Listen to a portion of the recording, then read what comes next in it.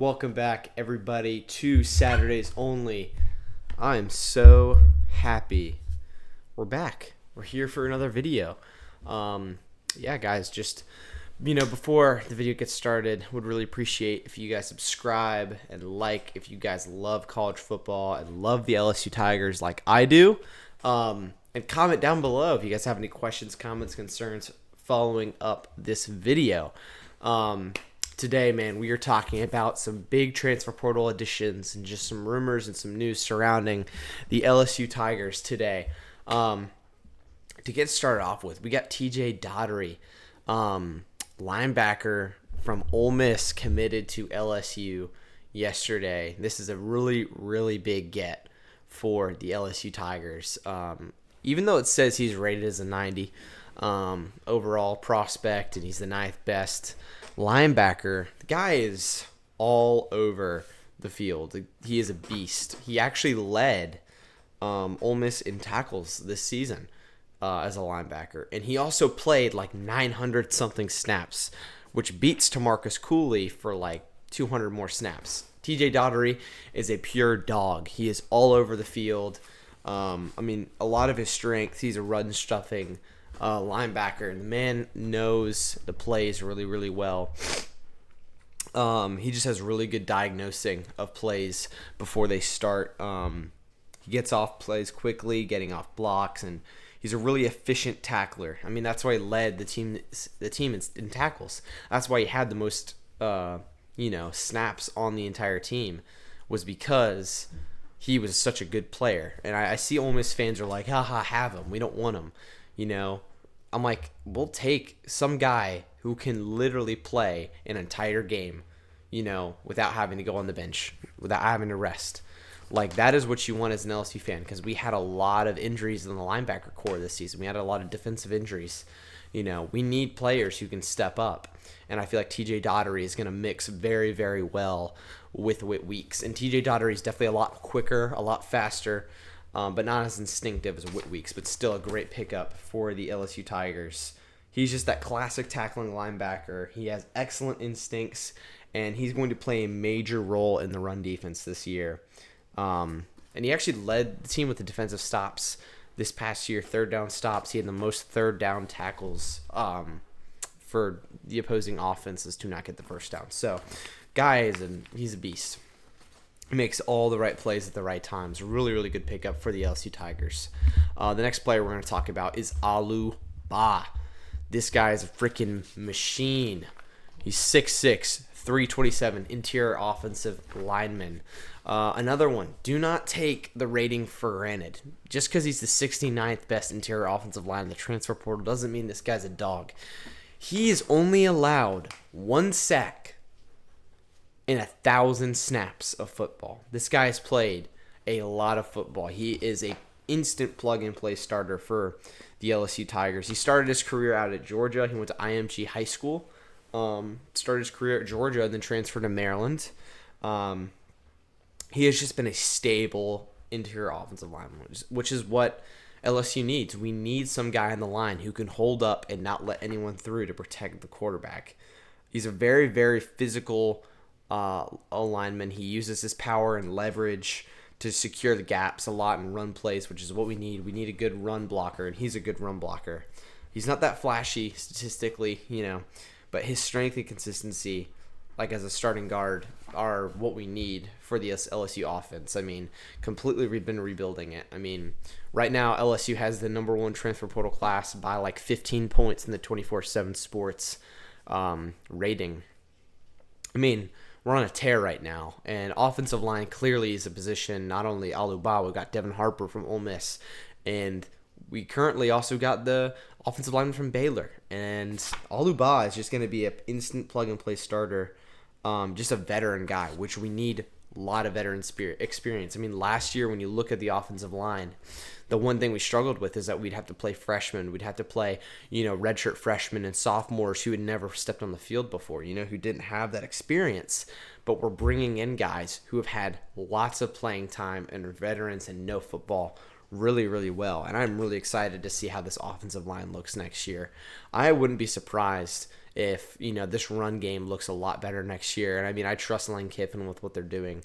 You look at their offense the past couple of years and the offensive linemen they've got out of the portal. I mean, all the guys have been super, super useful, super, super helpful. So I'm really excited to see how this, offensive line shapes out. And with that offensive line, we have a really, really, really big name on campus right now. We have the number 4 overall player in the portal, number 1 offensive tackle, Jordan Seaton. This guy is what we want, Tiger fans. This is who we want right here. He was a starting left tackle for Colorado for, I think, 2 years. Yeah, so he's entering his junior season. Just an absolute beast. I mean, he is probably the best offensive tackle in college football. I'm not scared to say that. He was among the top in college football, the pass blocking grade, around 84, right? And he's just an excellent technique, just protecting the quarterback's blind side. I mean, he's also a huge leader. You look at the videos of Jordan Seaton in the huddle as a sophomore, as a 20-year-old, as a 19-year-old. The guy would get his team hype. He would get the offensive line, hey, we're going to put our life on the line for this quarterback. He was really the only bright spot for, this Colorado team this year. And he was named a preseason All-American. And he had some really, really awesome performances early in the season. And then as the season started to fall apart, I mean, that offensive line and the quarterbacking was just absolutely horrible. And Jordan Seaton really, couldn't do much about it. He's an NFL guy. He's going to be a first-round pick next year for sure, wherever he goes. But he is currently on campus for a visit to LSU. And I'm really, really hoping that Lane Kiffin is like, okay, the remaining money we have that we could use for NIL, we should just plug into Jordan Seaton. Because we need that one guy who's going to be, like a Will Campbell, like the glue guy at the offensive line, who is not going to let anything happen to that quarterback. I feel like Jordan Seaton could be that guy for the LSU Tigers. And his run blocking is also phenomenal as well. And that's something that LSU needs really bad, is that run blocking element. I mean, our run blocking has been absolutely atrocious. I mean, since Jaden Daniels became quarterback, since Brian Kelly started, that's like run blocking has just gone down the drain. But I'm really excited. Hopefully this guy commits to LSU. Hopefully we can get him, snatch him up. But man, is he a dog. And the last player we're going to talk about is Princewill Umanmielen. This guy, man, stud. This is all I can say. The man had 13 tackles for loss, 9.5 sacks, and an interception this year. He was probably the most disruptive pass rusher outside of Cassius Howell at Texas A&M in the SEC. I mean, he is an absolute beast. His brother Princewill Umanmielen is a edge rusher for the Panthers, also played at Ole Miss, but he currently is in a weird thing right now. So Princewill entered the transfer portal, and of course all the rumors are LSU. Okay, so the thing is that Ole Miss is currently trying to prevent him from entering the transfer portal, not letting his transfer papers be passed so he can enter the transfer portal, because the transfer portal closed on Friday. That doesn't mean you can't commit somewhere. It just means that's the last day you had to be in the portal, right, or enter the portal. But man, he is a pass rusher, and that is what LSU needs badly. We did not have a pass rusher, someone who could get to the quarterback and sack him consistently. We didn't have that. He has a good burst off the edge, uses his length very well to beat tackles and finish out sacks. He finishes the sacks very, very well.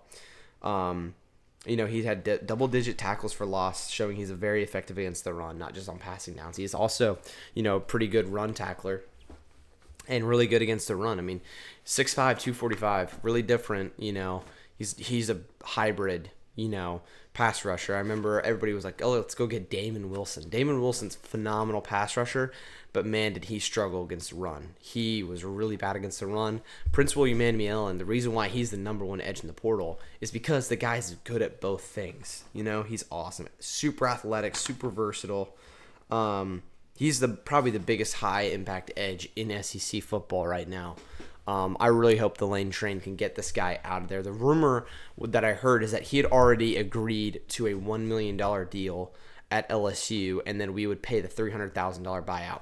And all of this sprouts from why all these Ole Miss players are entering the portal now, or before the deadline on Friday, was because of the whole leaked papers thing. And supposedly a lot of NIL contracts got leaked of transfer portal players and newcomers, and it upsetted people like Princewill Umanmielen. It upsetted people like Devin Harper and TJ Dottery and Caden Lee and Winnie Watkins, because they weren't getting paid as much as guys who were playing lower level Power 5 football, and now they're coming into Ole Miss and they're making more than the guys who were the captains and stars on the team.